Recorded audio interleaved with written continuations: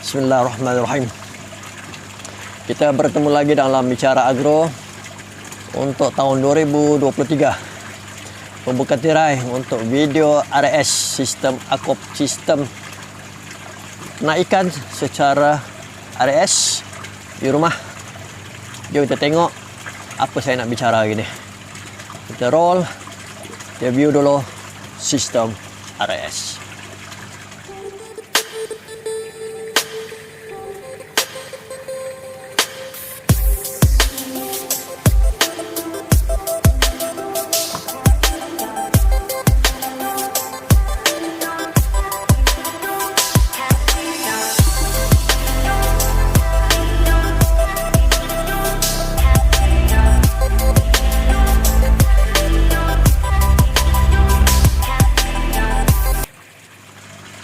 Okay, terima kasih pada anda yang masih setia selama ini, selama channel Cikgu Hidroponik bersiaran di YouTube ini. Dan terima kasih kepada anda yang juga menyokong saya sepanjang beberapa tahun ni. Dan untuk hari ini saya nak bicarakan sebab ada beberapa pertanyaan lah yang sering ditanya di ruang media sosial ataupun ruang Facebook. Antaranya adalah kematian ikan. Biasanya anak ikan di dalam set ternakan. Cuma yang ini kali ini set ternakan RS. Saya nak fokus pada sistem RS yang mana yang saya lalui sepanjang mana saya buat ternak ni lah. Okey, untuk sistem RS saya ulang sedikit untuk pengetahuan dan juga yang mana dah ada pengetahuan sikit ataupun baru nak menternak dalam RS ini. Sistem RS ada penapis ada sistem dipanggil bagaimana cara air ulang-alik itu berlaku daripada tangki utama tangki ternakan ikan akan bergerak secara graviti kepada beberapa siri tangki tong ini ataupun kita panggil filter. Filter pertama mekanikal filter berfungsi untuk menapis fungsi dia tapis. Biofilter adalah untuk merawat air. Yang ini yang penting. Tangki kedua merawat air dan tangki ketiga adalah untuk tangki simpanan air sementara sebelum dipam semula kepada tangki utama lah ataupun tangki ternakan. Okey, dan biasanya kadar kematian ikan ni yang anak lah di antara saiz 1 inci, 1,5 inci hingga antara 4 inci, lebih kurang 3 jari akan berlaku sekiranya beberapa faktor yang kita terlepas pandang. Sebab itulah sistem RS ni kena faham, sistem air ulang alik, sistem merawat air sebenarnya memastikan kualiti air terbaik. Kualiti air terbaik. Jadi apa sebenarnya kualiti air yang kita nak patuhi dalam keperluan sistem ternakan? Kita kena tahu, kita akan kena uji ataupun kena buat analisis air, iaitu antaranya amonia, nitrat, pH, suhu air, suhu pun kena uji sebenarnya, dan juga kadar oksigen terlarut dalam air. Itu antara faktor kualiti air yang kita perlu memberi penekanan. Faktor-faktor utama memastikan kualiti air. Apabila kualiti air dipatuhi, insyaAllah ikan akan selesa hidup dan dia akan hidup baiklah. Pembesaran yang pun baik. Ada lagi faktor luaran yang kita kena beri penekanan juga. Yang ini antaranya adalah kadar beri makan. Kadang-kadang sifat ikan ni adalah sifat ikan yang akan sentiasa makan. Tak kisahlah keli, talapi ada sebagainya, memang suka makan. Kalau terlebih makan pun mudarat. Macam kita lah pun mudarat, ikan pun sama. Dia akan memberi kemudaratan kepada ikan. Jadi faktor-faktor lain selain daripada faktor kualiti air, faktor lain adalah faktor kadar beri makan ikan lah. Jadi kita kena tahu berapa kadar yang diperlukan dan sebagainya. Itu yang soalan-soalan yang berlaku lah. Bila kita buat analisis air dah komplit, mungkin faktor lain yang akan kita kena ketahui. Kemungkinan tadilah antaranya adalah beri makan terlebih. Jadi anda kena tahu, bila ternak ikan ni kena tahu berapakah kadar yang sepatutnya yang kita kena beri. Mungkin dalam video sebelum ni saya pun ada hurai sebenarnya. Yang ini saya macam ulang kaji faktor-faktor yang kita terlepas pandang. Terlepas pandang.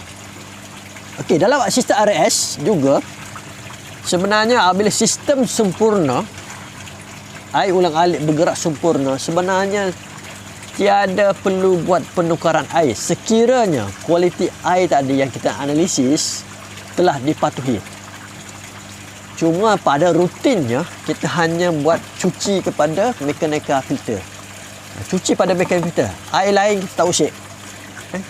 Yang lain kita tak usik. Kita hanya cuci pada mechanical filter. Apa yang kita nak cuci adalah apa yang berada dalam inilah. Sebab tu kena faham tadi. Mechanical filter adalah tapis. Jadi dia tapis apa? Sisa kumbahan najis daripada ikan. Kumbahan najis. Jadi kita akan cuci, kita akan buang air yang mempunyai sisa najis lah. Sisa buangan najis kita buang keluar, kita cuci. Jadi dalam ni adanya penapis-penapisnya, kita cuci semua. Jadi air dalam ini sahaja kita cuci, yang lain kita tak usik. Itu yang pertama, sekiranya keperluan air dipatuhi. Kedua, sekiranya berlaku kita test, ada berlaku salah satu di antara analisis air itu berlaku kenaikan ataupun perubahan yang agak mendadak. Biasanya ammonia spike lah.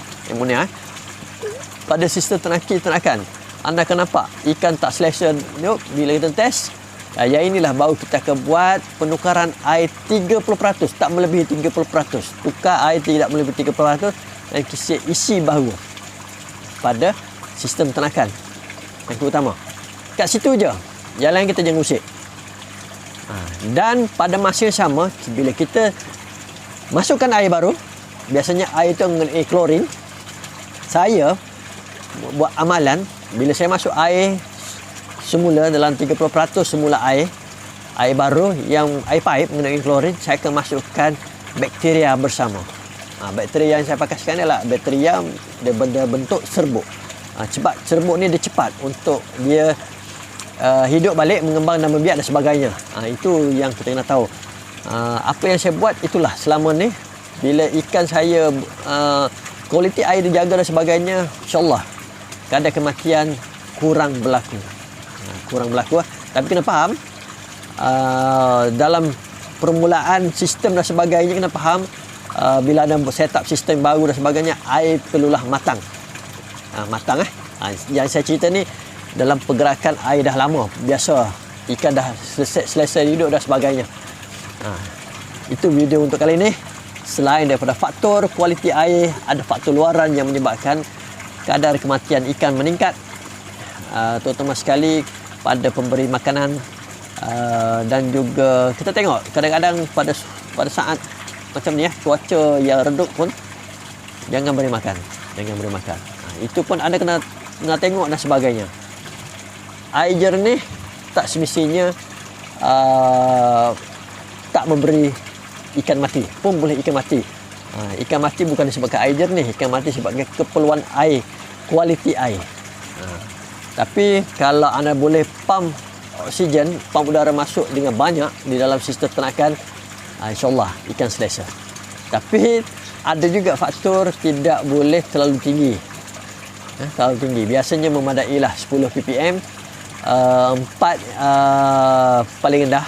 Kalau dapat 5 ppm bagus, hingga 10 cantik lah 5 ppm. Tapi nak dapat 10 ppm pun bukan senang.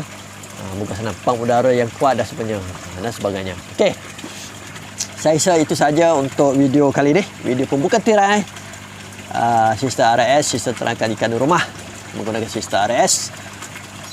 Boleh jadikan sebagai hobi sambil-sambil santai, atau juga sebagai pendapatan anda. Sebab sistem RS adalah sistem komersial sebenarnya. Cuma sistem ni memanglah kos, tapi dia adalah sistem yang baik untuk kita ternak di rumah kerana ia tak berbau. Memang tak berbau. Selama saya pakai beberapa tahun ni, tiada bermasalah pada sistem ternakan saya, ikan saya dan sebagainya, dan ikan masih segar. Saya rasa anda pun boleh mencuba sistem RS ini untuk sistem ternakan ikan di rumah anda. Jadi kita jumpa lagi dalam Bicara Agro pada video yang akan datang, InsyaAllah. Selepas ni saya akan buat kelas bina Sistar RS dan juga ternak ikan dalam Sistar RS. Jumpa lagi dalam video seterusnya. Jumpa lagi.